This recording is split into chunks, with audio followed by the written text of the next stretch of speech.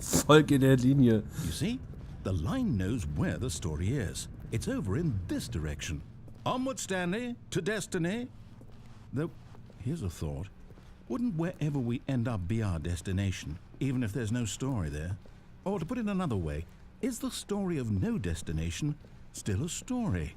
Simply by the act of moving forward, are we implying a journey such that a destination is inevitably conjured into being via the very manifestation of the nature of life itself? Okay, Stanley, I need to follow this train of thought for a minute. Just stick with me. Now, we can both agree that the nature of existence is in fact a byproduct of one's subjective experience of that existence, right? Okay. Now, if my experience of your existence rests inside of your subjective experience of this office, is this office in fact the skeleton of my own relative experiential mental subjective construct? Whoa. Hang on. That got a bit weird back there. Well, I'd like to apologize. Not sure where I was going with all that. You know what? I think what we need right now is a bit of music to lighten the mood.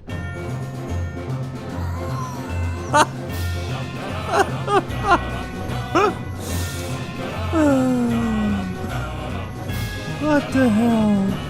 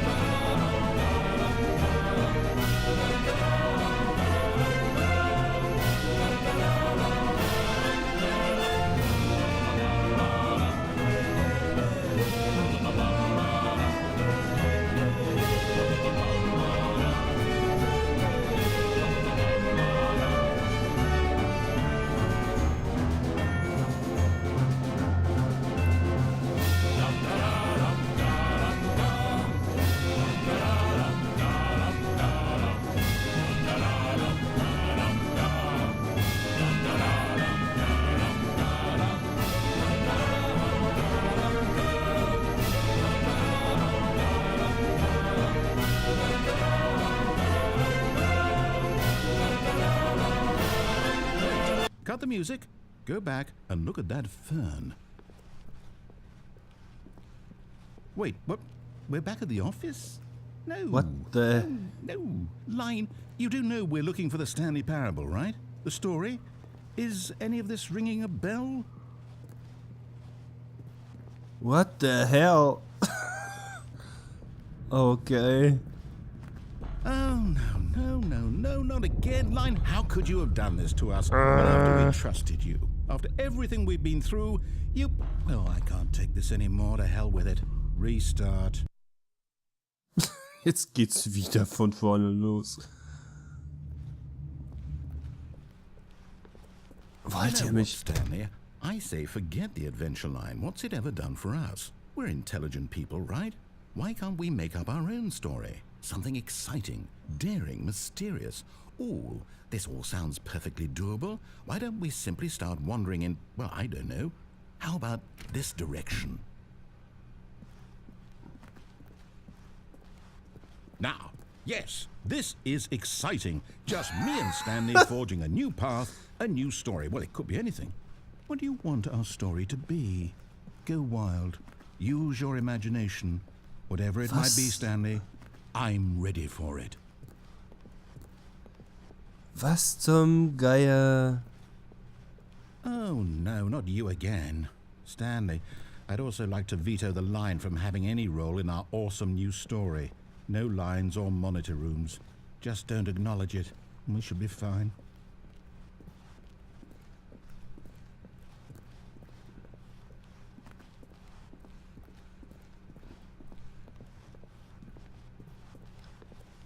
Ah, a choice.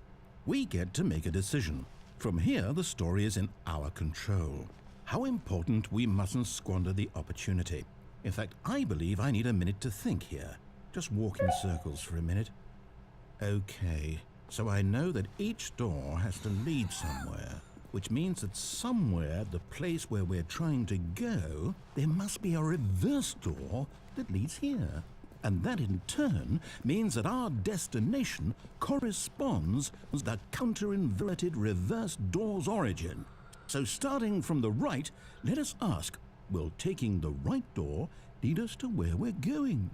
And since the answer is clearly yes, then by all accounts, the door on the right is the correct one. Another victory for logic. Come, Stanley, our destiny awaits. Hm.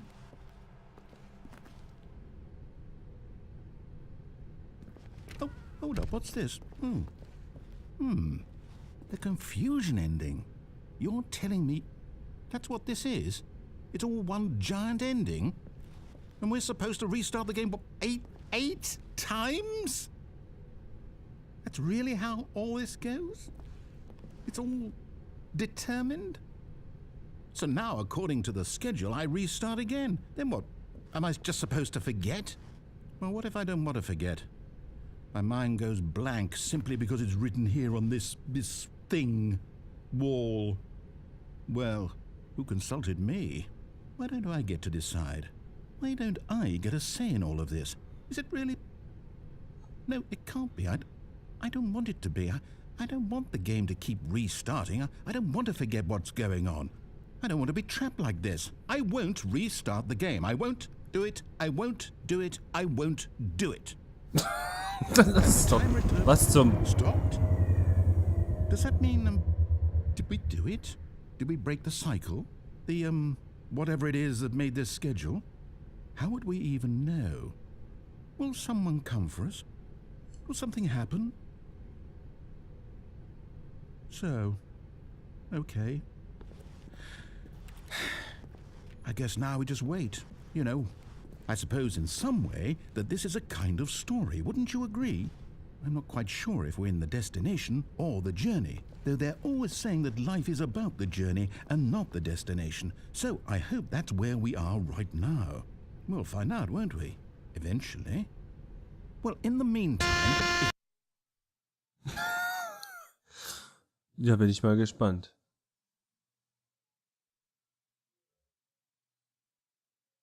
Aha, es lädt. Wie ihr merkt, während dem Spiel kann man immer wieder Entscheidungen treffen, was man tut, und diese haben Auswirkungen auf den Spielverlauf. Und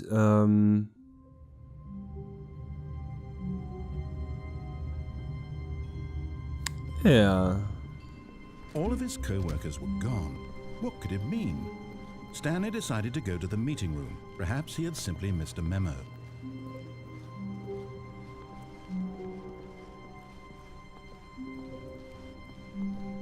When Stanley came to a set of 2 open doors, he entered the door on his left. This was not the correct way to the meeting room, and Stanley knew it perfectly well. Perhaps he wanted to stop by the employee lounge first, just to admire it. Wow, yes, this room. What a beautiful room. What a gorgeous... But eager to get back to business, Stanley took the first open door on his left. So, Moment, das letzte Mal sind wir links den Fahrstuhl runtergefahren. And so he detoured through the Und jetzt gehen wir mal geradeaus. straight ahead to the opposite door and got back on track. Yet there was not a single person here either. Feeling a wave of disbelief, Stanley decided to go up to his boss's office, hoping he might find an answer there.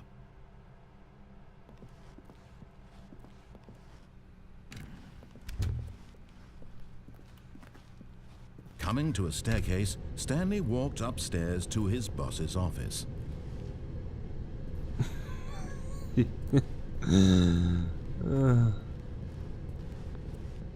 But Stanley just couldn't do it. He considered the possibility of facing his boss. Admitting he had left his post during work hours, he might be fired for that. And in such a competitive economy, why had he taken that risk? All because he believed everyone had vanished? His boss would think he was crazy. And then something occurred to Stanley.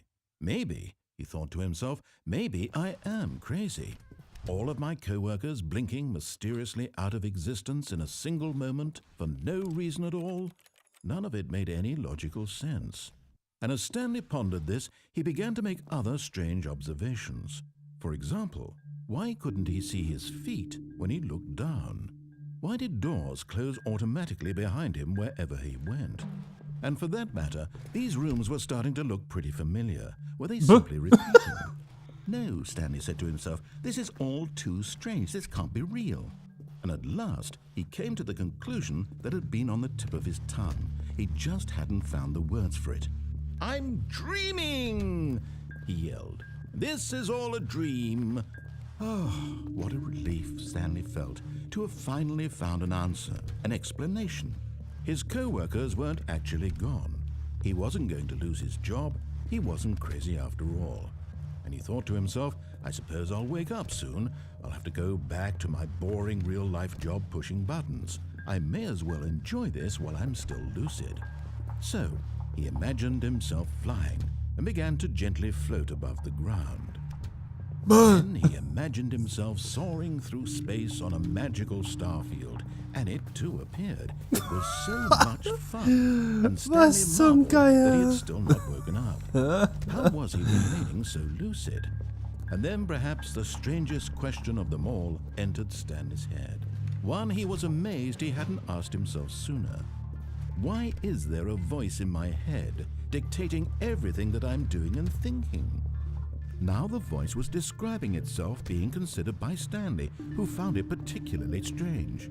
I'm dreaming about a voice describing me, thinking about how it's describing my thoughts, he thought.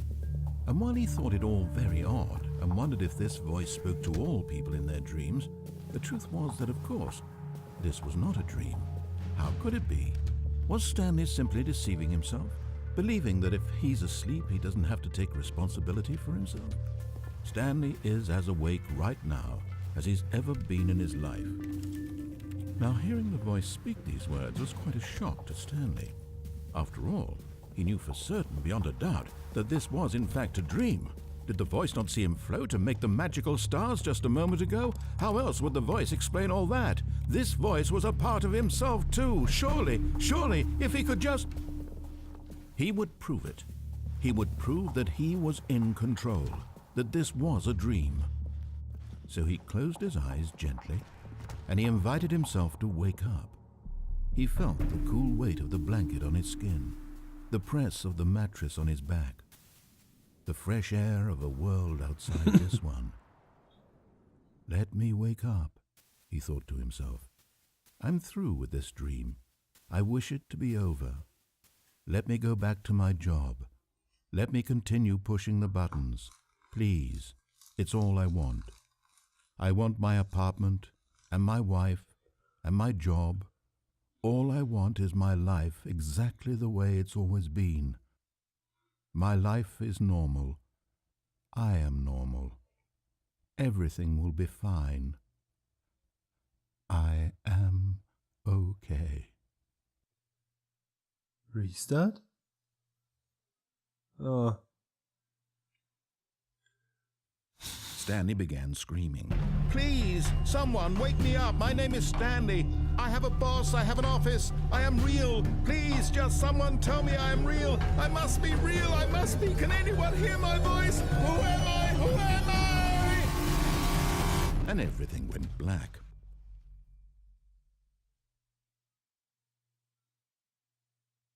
This is the story of a woman named Mariella. Mariella woke up on a day like any other. She arose, got dressed, gathered her belongings, and walked to her place of work. But on this particular day, her walk was interrupted by the body of a man who had stumbled through town talking and screaming to himself, then collapsed dead on the sidewalk. And although she would soon turn to go call for an ambulance, for just a few brief moments, she considered the strange man. He was obviously crazy. This much she knew. Everyone knows what crazy people look like. And in that moment, she thought to herself how lucky she was to be normal. I am sane. I am in control of my mind. I know what is real and what is not. It was comforting to think this, and in a certain way, seeing this man made her feel better. But then she remembered the meeting she had scheduled for that day. The very important people whose impressions of her would affect her career, and by extension, the rest of her life. She had no time for this, so it was only a moment that she stood there, staring down at the body. And then she turned and ran.